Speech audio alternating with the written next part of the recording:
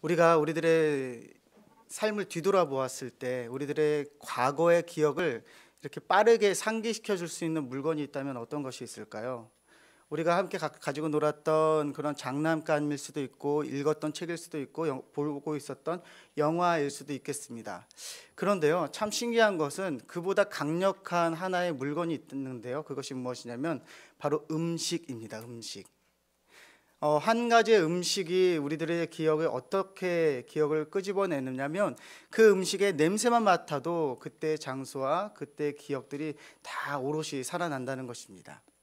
그래서 오늘 여러분들에게 한 가지 음식을 준비했습니다. 나가실 때 여러분들의 피로를 회복시켜 드리기 위해서 피로 회복제를 준비했습니다. 나가실 때 한 병씩 가져가시면 되겠습니다.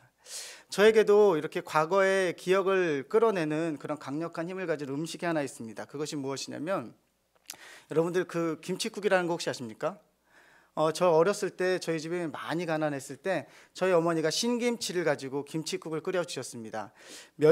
커다란 멸치를 넣고요, 거기에다가 콩나물만 넣습니다. 그리고 물을 막 부어서 막 끓여냈는데 그 냄새가 얼마나 기억에 남았는지 아직도 그 비릿한 그 냄새가 아직도 기억납니다. 그런데 가끔씩 오래된 그런 가게들을 지나다가 이런 냄새를 맡게 되거든요. 그런데 정말 신기한 게 무엇이냐면 그때 그 장소, 그러니까 그때 그 다락방 같은 집, 그리고 그때 어머니가 입었던 옷, 제가 입었던 옷, 그리고 심지어 장판 냄새까지 다 기억이 납니다. 그래서 가끔 그 음식이 그리울 때가 있어요. 이렇게 음식은 한 사람의 인생 가운데 소중한 기억들, 기억하고 싶은 기억들을 이끌어내는 그런 능력이 있습니다. 그래서 그럴까요? 예수님은요, 오늘 예수님의 삶의 마지막 날인데요, 제자들과 무엇을 하실까를 바라셨던 한 가지가 있습니다. 그것이 무엇이냐면 음식을 나누는 일이었습니다. 오늘 성경은 이 음식을 가지고 예수님이 제자들과 어떻게 마지막 날을 보내셨는지, 그리고 어떤 음식을 가지고 제자들과 마지막을 기념하셨는지를 말씀해 주고 있습니다.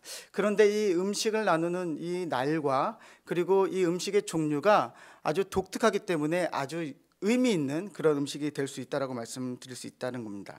그래서 오늘 우리 이 예수님의 의도를 가지고 오늘 본문을 함께 따라가 보도록 하겠습니다.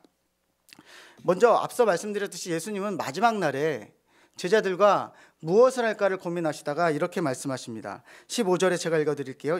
이르시되 내가 고난을 받기 전에 너희와 함께 이 유월절 먹기를 원하고 원하였노라. 그러니까 예수님이 무엇을 원하셨다고요? 유월절 음식을 함께 먹기를 원하셨다라고 그렇게 이야기하고 있습니다. 유월절, 유대인에게 아주 중요한 명절입니다. 유월절은 유대인들에게는 그들의 인생을 어떻게 시작됐는지를 보여주는 아주 중요한 명절이기 때문에 모든 사람들이 그 명절을, 그리고 하나님의 명령하신 자리에서 하나님의 명령하신 음식을 따라서 그 음식을 먹어야 하는 것이죠. 유월절의 규례는 상당히 까다롭습니다. 왜냐하면 이 유월절의 의미가 바로 노예였던 백성이 하나님의 백성이 되는 과정, 그 시작점에 있는 그런 날이기 때문입니다. 아주 중요한 날이죠. 그래서 오늘 하나님은 이 유월절을 지정하실 때 다른 것보다 음식에 대해서 아주 신경을 쓰셨습니다. 그래서 예수님은 이 유월절을 어떻게 보내고 계시는지를 우리가 조금 더 보려고 하는데요. 그러면 그 전에 유월절에 하나님께서 반드시 이스라엘 사람들로 행하라 하는 것이 무엇이었는지 우리 먼저 따라가 보도록 하겠습니다. 출애굽기 12장입니다. 12장 8절에서부터 9절까지 말씀 우리 함께 한 목소리로 보도록 하겠습니다. 시작. 그 밤에 그 고기를 불에 구워 무교병과 쓴 나물과 아울러 먹되 날 것으로나 물에 삶아서 먹지 말고 머리와 다리와 내장을 다 불에 구워 먹고. 무엇을 먹으라고요? 무교병과 쓴 나물, 그리고 그것을 어린 양을 구워서 먹으라고 이야기하고 있습니다. 이것은 유월절에 반드시 먹어야 하는 음식입니다. 그리고 먹는 방법은 아주 빠르게 먹어야 합니다. 왜냐하면 그때 그 유월절이 시작됐던 출애굽의 역사에서 아주 긴박했던 시간을 알려주기 위해서 하나님이 그렇게 하라고 하셨다는 것이죠. 그런데요, 참 희한한 것이 있습니다. 무엇이냐면 오늘 예수님이 제자들과 함께하고 있는 이 시간, 유월절 만찬에서는 우리가 알고 있는 음식이 하나님이 말씀하신 음식과 달랐다는 것입니다. 하나님은 무엇을 먹으라 하셨다고요? 쓴 나물, 어린 양의 고기, 그리고 무교병, 누룩이 없는 그 전병을 먹으라고 했습니다. 그런데 예수님은 지금 우리 무엇을 먹고 계시죠? 우리가 너무 잘 알고 있는 떡과 포도주를 드시고 계시다는 것입니다. 이상하죠? 그러니까 이것은 다분히 의도가 있는 예수님의 행동으로 볼 수 있습니다. 성경을 아무리 뒤져봐도요, 이 부분에 있어서 쓴 나물이나 그리고 그 어린 양의 양고기나 그리고 무교병에 대한 내용이 전혀 없습니다. 그러니까 지금 예수님은 유월절을 조금 독특하게 예수님만의 유월절로 보내고 계시다는 것을 우리가 발견할 수 있어야 합니다. 그러나 날짜 시간으로는 유월절이 맞습니다. 그런데 예수님은 의도적으로 그것을 이렇게 행하고 있다는 것이죠. 그리고 복음서의 저자들도요, 이 부분에 있어서 음식을 표현할 때는 빵과 포도주밖에 표현하지 않습니다. 마치 모든 것을 지워버린 것처럼, 식탁에 아무것도 없는 것처럼 의도적으로 이 두 가지만 이야기하고 있다는 것이죠. 그러면 정말 지금 예수님이 드시고 계시는 이 음식이, 제자들과 나누고 있는 이 음식이 이 유월절에 먹는 음식인가? 사실 원문을 보면 그것이 아니다라는 것을 우리가 알아차릴 수 있습니다. 빵을 말하는 그런 음식, 그 빵이라는 단어가 헬라어에서 구분이 되는데요, 누룩을 넣은 빵과 누룩을 넣지 않는 빵이 구분되어서 불립니다. 원래 그 누룩을 넣지 않은 빵을 마짜라고 부릅니다. 누룩을 넣지 않은 빵을 마짜라고 히브리어로 부르는데요, 이것을 헬라어로 뭐라고 부르냐면 아지모스라고 부릅니다. 아지모스. 그러니까 누룩이 없는 빵. 그런데요, 아르토스라는 빵이 있습니다. 이 아르토스는 누룩을 넣은 빵이에요. 그러니까 누룩을 넣은 빵을 아르토스, 누룩을 넣지 않은 빵을 아지모스라고 그 성경에는 구별해서 말을 하고 있다는 것이죠. 그렇다면 오늘 예수님이 이 빵을 떼서 제자들에게 나누어 주실 때 빵은 아지모스일까요? 아르토스일까요? 아르토스입니다. 오병이어에서 예수님이 떡을 떼어서 나눠주셨던 이 빵도 아르토스예요. 그러니까 지금 이들이 먹고 있는 빵은 무교병인가요? 유교병인가요? 유교병인 거죠.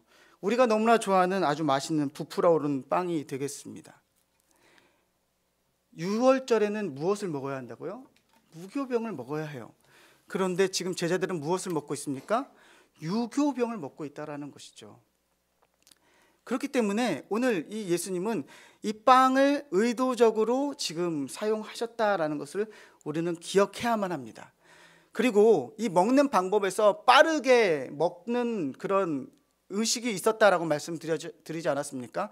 그 의미의 연장선상에서 이들이 먹어야 되는 것은 절대로 발효되지 않은 음식을 먹어야 하는 것입니다.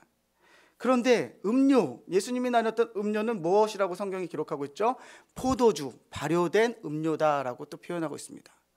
그러니까 발효된 빵과 발효된 포도주를 가지고 예수님이 지금 의도적으로 이 유월절 만찬을 하고 있다. 이것은 유월절이 아니지만 유월절을 그렇게 행하고 있다라고 그렇게 볼 수 있다는 겁니다. 다분히 의도적인 것이라는 거죠.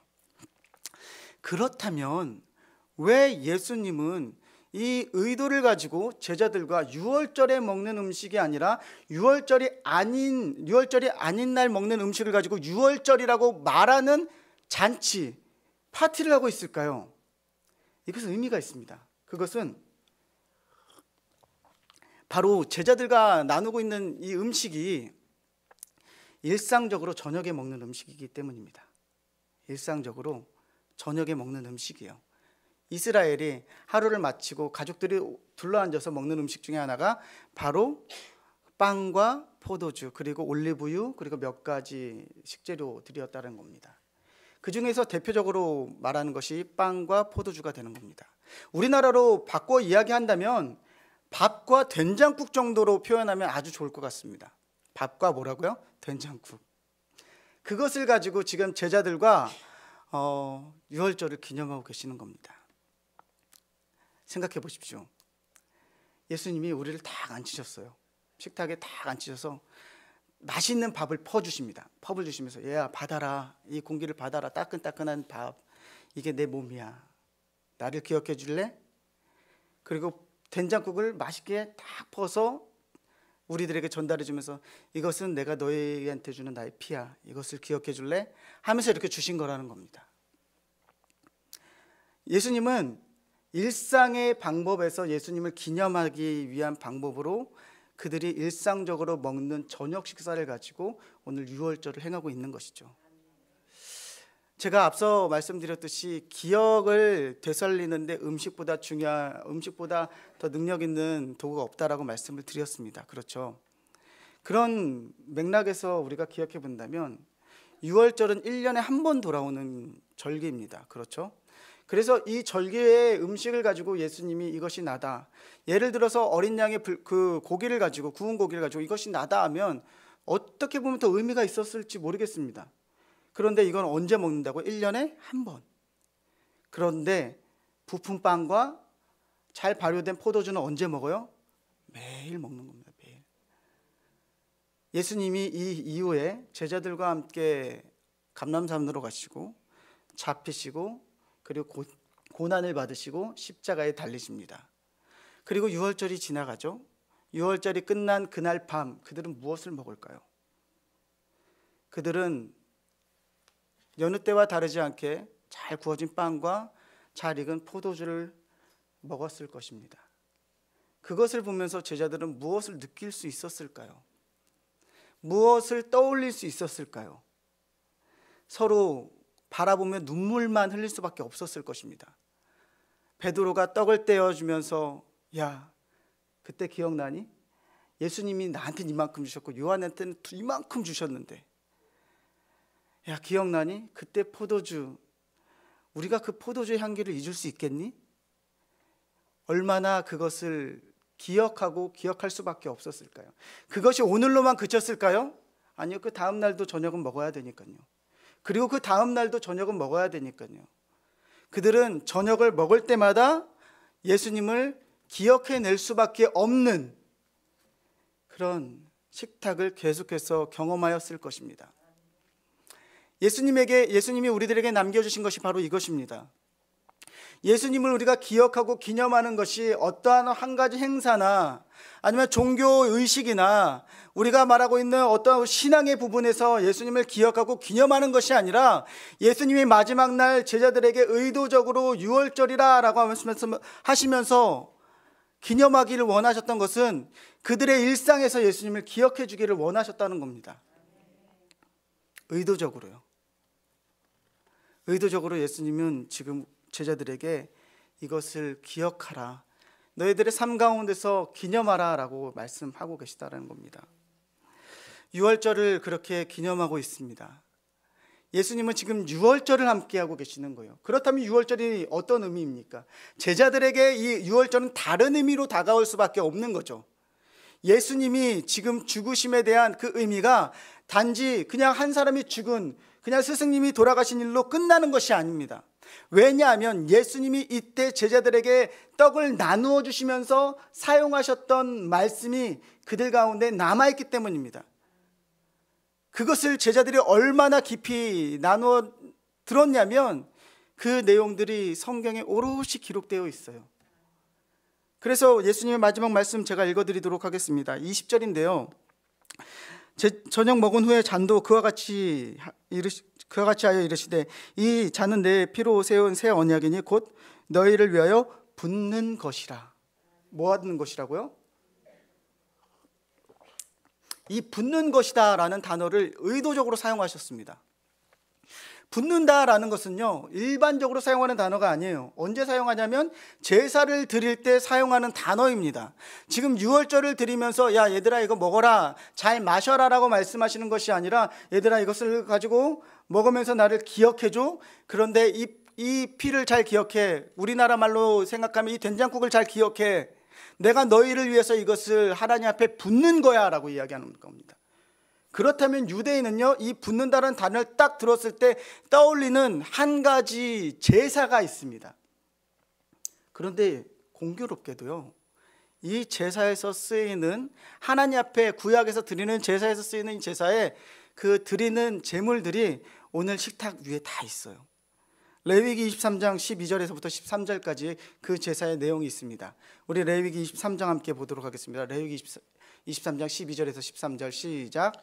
너희가 그 단을 흔드는 날에 1년 되고 흠없는 순양을 여호와께 번제로 드리고 그 소재로는 기름 섞은 고운 가루 10분의 2 에바를 여호와께 드려 화제로 삼아 향기로운 냄새가 되게 하고 전제로는 포도주 4분의 1 한을 쓸 것이며. 자, 여기 잠깐만 띄워주시겠어요? 자, 여기 이 제사는 어떠한 제사냐면 초실절에 드리는 제사입니다. 단을 흔드는 날에, 그러니까 첫 번째 열매로 하나님 앞에 드린 날에 순양을 드리래요. 예수님이 앉아 계시죠. 번제로 드리고 소제로 기름 섞은 고운 가루, 빵을 말하는 겁니다. 그리고 제일 마지막에 포도주 4분의 1 흰을 무엇으로 드리라고요? 전제로 부어 드리는 것입니다. 그러니까 이제 이 부어 드림을 이스라엘 사람들이 딱 유대인이 들으면 무엇을 떠올리게 되냐면 초실절의 제사를 떠올리게 되는 겁니다. 초실절 첫 번째 열매가 열리는 것. 예수님은 지금 제자들과 무엇을 하고 계시죠? 유월절 제사를 하고 계세요. 죽음의 제사, 죽음으로부터 우리를 구원하는 그 죽음의 제사를 시작하시는데 그것을 무엇으로 딱 연결시키냐면 부활인 첫 열매로 연결시켜 주시는 것입니다. 그래서 의도적으로 지금 내가 너희를 위해서 붓는 것이다 라고 이야기하는 것이죠. 제자들이 이 음식을 먹으면서 예수님이 왜 갑자기 붓는다, 그거 초실절에 쓰는 단어인데 그걸 왜 지금 우리들에게 말씀하시지? 라는 의문이 생길 수밖에 없는 것입니다. 예수님은 죽음과 동시에 무엇을 지금 제자들에게 말씀해 주고 계시는 거예요? 부활을 이야기하고 계시는 겁니다. 그것을 기억하고 기념하라고 이야기하십니다. 어디서요? 우리들의 삶의 순간순간에서 그것을 기억하고 기념할 것을 오늘 우리들에게 말씀하고 계시다는 것입니다. 예수님의 마지막 날은 그런 의미의 식사로 지금 제자들과 함께하고 있는 겁니다. 그리고 어떠한 특별함을 가지고 제자들과 함께하고 있는 것이 아닙니다. 일상의 일부분을 가지고 제자들과 함께하고 있습니다. 일상의 일부분 가운데서 누구든지 먹을 수 있는 빵을 가지고 누구든지 마실 수 있는 음료를 가지고 지금 나를 기억할 것을 이야기하고 있습니다. 이 이후로 제자들은 예수님과 함께하였던 그 저녁을 기억하며 그의 제자들의 제자들에게, 그리고 그 제자들은 그 제자들의 제자들에게 함께 저녁을 먹으면서 예수님의 마지막 날을 이야기하였을 것입니다. 그래서 그 말씀이 오늘 우리들의 성경 가운데도 있는 것이죠. 여러분들의 삶 가운데서도 그의 삶의 일부분에서 예수님을 기억할 수 있는 우리가 되었으면 좋겠습니다. 예수님이 말씀, 마지막 잔을 내 피다라고, 내가 부어드린 나의 피다라고 말씀하시면서 예수님이 독특하게 사용하셨던 말씀이 하나 있습니다. 그것이 무엇이냐면 이제는 이것이 너희에게 새 언약이 될 것이다 라고 말씀하신 것입니다. 새 언약은 새로운 언약이 시작되었다라는 것입니다. 자, 우리 20절 다시 한번 읽어볼까요? 20절입니다. 함께 읽어볼까요? 시작. 저녁 먹은 후에 잔도 그와 같이 하여 이르시되 이 잔은 내 피로 세우는 새 언약이니 곧 너희를 위하여 붓는 것이라. 새 언약을 누구를 위하여요? 너희를 위하여. 정확히 말하면 나를 위하여입니다. 나를 위하여. 예수님은 지금 이 모든 언약, 이 모든 행위와 예수님이 살아나실 것을 누구를 위하여 지금 하셨다고요? 나를 위하여 하셨다라는 것입니다. 나를 사랑하셔서, 날 사랑하셔서 예수님이 지금 행하시겠다라고 말씀하십니다. 우리가 겟세마네의 기도를 한번 기억해 봅시다. 예수님이 하나님 앞에 기도하십니다. 아버지여, 만일 하실 수만 있거든 이 잔을 나에게서 옮겨 주옵소서. 그러나 아버지 뜻대로 해 주시옵소서. 내가 그것을 받을 수 있는 것은 내가 저들을 사랑하기 때문입니다. 내가 함께 밥을 먹었던 나의 사람들을 사랑하기 때문입니다. 그들이 무엇을 가졌던, 그들의 학력 수준이 무엇이든, 그들의 헌신이 어떤 것이든 상관없이, 그들의 나이가 어떠하든 상관없이, 그들이 하나님 앞에 드릴 수 있는 것이 무엇이 상관없이 예수님 날 사랑하신다고 말씀하셨습니다. 왜 여러분들을 예수님이 사랑하셨고 예수님이 왜 일상에서 나를 기억하라고 여러분들을 삶으로 초대하셨을까요? 여러분들이 무엇을 많이 가져서, 여러분들의 외모가 누구보다 뛰어나서, 여러분들이 누구보다도 더 지식적으로 뛰어나서 여러분이 영적으로 하나님 앞에 더 헌신되어서? 아니죠. 우리 알잖아요. 아무런 능력 없고 아무런 의의가 없는 그 인생을 불러주시고 따뜻한 밥으로 따뜻한 음료로 우리를 채워주신 것, 우리는 그것을 다 알고 경험하고 있습니다. 그렇다면 예수님의 부탁을 우리가 기억할 수 있기를 원합니다. 어떠한 특별한 장소에서 예수님을 기념하는 것이 아닙니다. 어떠한 특별한 행사에서 예수님을 기념하는 것이 아니에요. 예수님은 우리들의 삶의 일부분에서 순간순간 기념해야 할 뿐입니다. 그것이 예수님이 마지막 날 제자들에게 부탁하신 부탁의 말씀입니다. 우리가 오늘 일상을 시작할 겁니다. 사랑하는 여러분, 그 일상에서 예수님을 기억해내시길 원합니다. 여러분들 얼마나 사랑하셨는지를 기억하시길 원합니다. 여러분들을 얼마나 아끼셨는지, 여러분들을 얼마나 사랑하셔서 그의 몸을 내주시고 피를 내어주셨는지를 기억할 수 있기 원합니다. 적어도 오늘 하루만큼은 우리가 그런 일상으로 하나님 앞에 드려질 수 있는 우리들의 삶이 되시기를 예수님의 이름으로 축복합니다.